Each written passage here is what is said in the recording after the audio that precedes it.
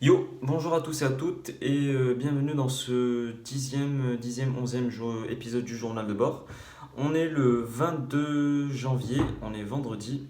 Déjà deux choses. Hier, j'ai pas fait de vidéo parce que j'ai eu un problème technique avec mon téléphone. J'avais tout simplement plus de stockage. Du coup, j'ai dû la refaire cinq six fois et ça crachait à chaque fois, je comprenais pas pourquoi. Et du coup, j'ai passé ma soirée à vider mon iPhone. Et encore aujourd'hui, j'ai essayé de refaire la vidéo, mais cette fois, ça n'a pas craché pour les mêmes raisons. Mais ça a quand même craché au bout de 10 minutes. Du coup, ça doit être la septième ou huitième fois que je refais la vidéo. Mais bon, c'est pas grave, parce que vous avez franchi le palier des 10 abonnés, et ça fait vraiment plaisir. Euh, du coup, je vous remercie. Je tiens à souhaiter aussi la bienvenue aux derniers arrivants, les trois derniers abonnés. Vous étiez 8 quand j'ai fait la dernière vidéo mercredi. Et aujourd'hui, du coup, vous êtes 11. Voilà. Du coup, je vais vous résumer un peu, vite fait un peu ces deux derniers jours. Hier, on a commencé donc avec de la philo. On a continué sur des cartes, mais on a opposé des cartes à Kant, ce qui était ce qui était un peu moins chiant que de juste de rester sur du Descartes. Mais après, moi je suis pas ouf en philo, donc du coup je ne saurais pas vous restituer le contenu du cours. Dites dans les commentaires si ça vous intéresse, mais bon, ça m'étonnerait franchement que ça vous intéresse hein, la philo. Mais voilà. Après on a fait de la civilisation en anglais. Ce qui est cool avec la civilisation, c'est que ça nous permet d'avoir une autre vision des faces cachées des mondes, du coup, en l'occurrence anglophones. Du coup, on a vu la question de la pauvreté au Royaume-Uni, sachant que le Royaume-Uni, c'est une des puissances économiques majeures hein, du monde. Et donc, on voit pas vraiment. On voit pas vraiment comment il pourrait y avoir des zones comme celle de Manchester, comme celle qu'on a vue en cours, où il y a des quartiers où il y a une personne sur deux qui vit sous le seuil de pauvreté.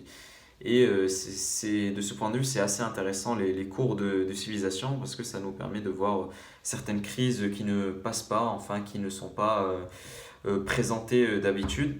Et c'est ça ce qui est cool parce que du coup en géopolitique, on nous présente de façon générale ce qui se passe dans le monde et en civilisation, on va un peu plus dans les détails. Du coup, voilà. Après, on a fait de l'écho.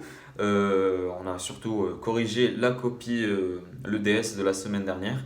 Je vous avais dit que j'avais eu 13. Du coup, voilà, je suis un tout petit peu au-dessus de la moyenne. Je garde l'écho, hein, je vous l'avais dit. L'après-midi, on a fait TD, TD de maths. C'est pas le cours que je préfère parce que j'aime pas travailler en groupe. Voilà. Du coup, après, j'ai pas eu cours. J'ai eu colle d'histoire géo à 18h30, 18h40. C'était sur la question de savoir s'il y avait bien un nouvel ordre économique international pour les pays du tiers-monde dans les années 70. Ce à quoi j'ai répondu que s'il y a bien, s'il y a bien une évolution des rapports de force entre les pays du tiers-monde. Donc, ça passe par la dépendance énergétique dans le pétrole, la réévaluation des prix des produits bruts dans les années 70 qui vont faire qu'il y a certains pays qui vont s'enrichir, des pays du tiers-monde, notamment les nouveaux pays industrialisés ou des pays comme la Côte d'Ivoire. Mais il y a quand même des inégalités dans ce développement et finalement, on est toujours indexé sur le dollar, même s'il y a eu la fin de Bretton Woods, on est toujours dans une logique de monde bipolaire avec donc d'un côté le capitalisme et de l'autre le communisme. Donc on peut pas vraiment parler d'un nouvel ordre économique international au sens strict du terme, mais il y avait quand même donc des évolutions durant ces années 70. J'ai eu 15, c'est ma meilleure note d'histoire géo en colle jusqu'à aujourd'hui. Et j'espère que ça va continuer à augmenter. Ça m'étonnerait beaucoup que j'ai mieux à la prochaine, mais on verra. On verra. Aujourd'hui, cours de maths. Du coup, on a commencé par des maths. On a fini les variables aléatoires. C'était pas compliqué parce qu'on a juste revu les lois qu'on faisait au lycée, donc la loi binomiale, la loi uniforme, etc. etc. Un peu plus en détail, mais c'était pas forcément compliqué. Après, on a fait de l'histoire géo, on a continué sur la France. Euh, Qu'est-ce qu'on a fait? On a vu les plans qui ont été mis au début des années 50 pour combattre l'inflation, ce genre de truc, parce que du coup les 30 glorieuses, s'il y a bien une forte croissance, il y a quand même des mouvements, des périodes de ralentissement, et il y avait eu notamment une période de ralentissement au début des années 50. Voilà. L'après-midi, on a fait 1 heure de culture G, 1 heure de lettres. C'était cool. Je sais pas si je vous l'ai déjà dit, mais les lettres, c'est fun dans le sens où c'est surtout des anecdotes qu'on va nous balancer. Bon, il y a un cours, hein.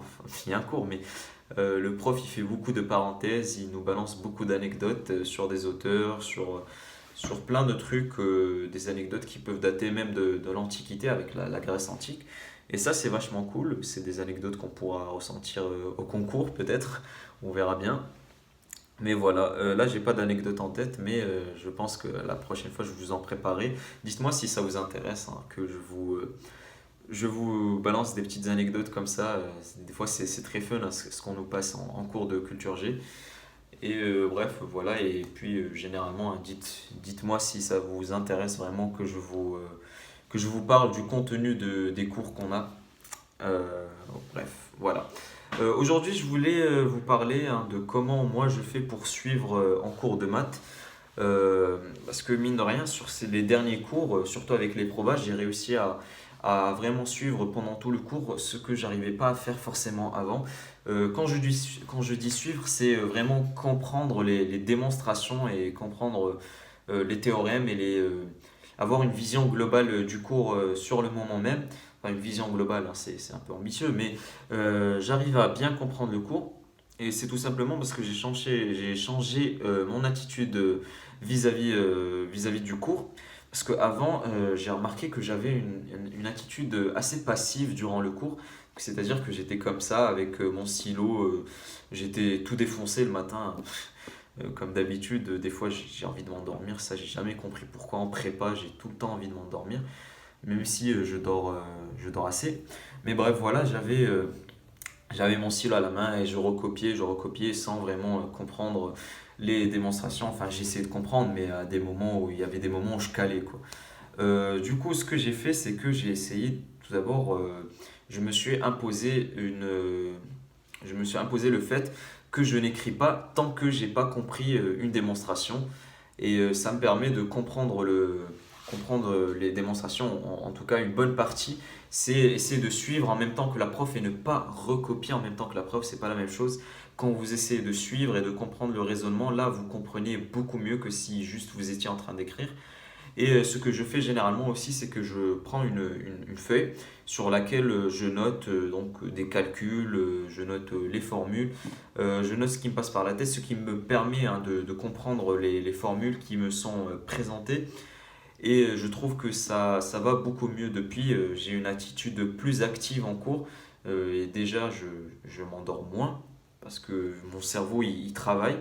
Et, et plus généralement, c'est mieux de tout comprendre en cours, enfin de comprendre une bonne partie du cours. Comme ça vous évite le soir de reprendre certaines parties qui auraient pu être comprises pendant l'heure de cours si vous étiez optimalement, euh, comment dire, concentré, si vous étiez bien concentré.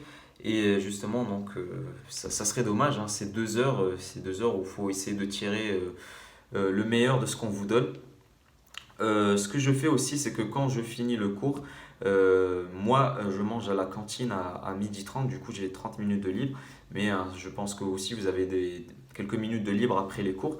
Je prends une feuille et j'écris tout ce qui me passe par la tête, enfin toutes les formules et les théorèmes qui me passent par la tête avec les bonnes conditions, les conditions donc, du théorème et les formules, tout ça.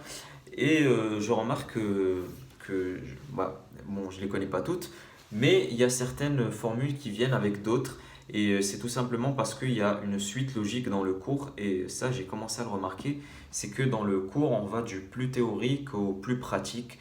Et donc, on va commencer par vous définir ce qu'est une probabilité. Et à la fin, on va vers les cas pratiques de lois de probabilité. Enfin, comme la loi binomiale, tout ça.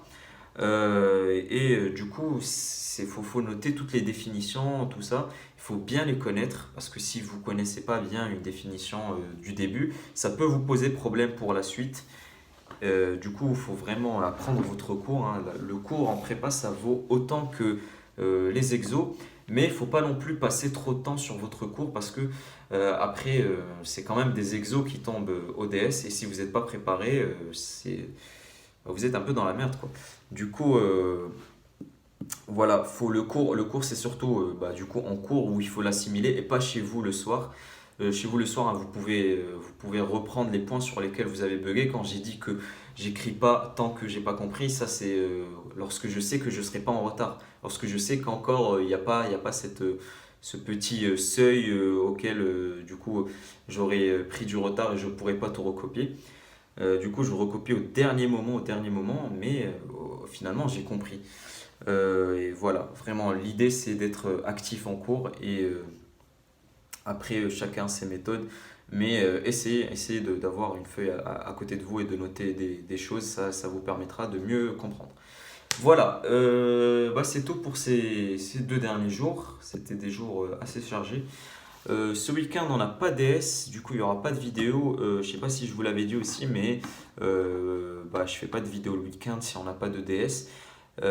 Du coup, prochaine vidéo, ça sera lundi. En attendant, vous pouvez déjà vous me dire dans les commentaires s'il y a des thèmes que vous aimeriez que j'aborde ou poser des questions. Et comme je vous l'avais dit en début de vidéo, n'hésitez pas à vous manifester dans les commentaires. Encore merci hein, pour les 11 abonnés. C'est cool. C'est prochain palier les 100 abonnés. C'est pas de sitôt que ça va arriver, mais on continue d'avancer. Bref, voilà. Sur ce, moi je vous souhaite un bon week-end et à lundi.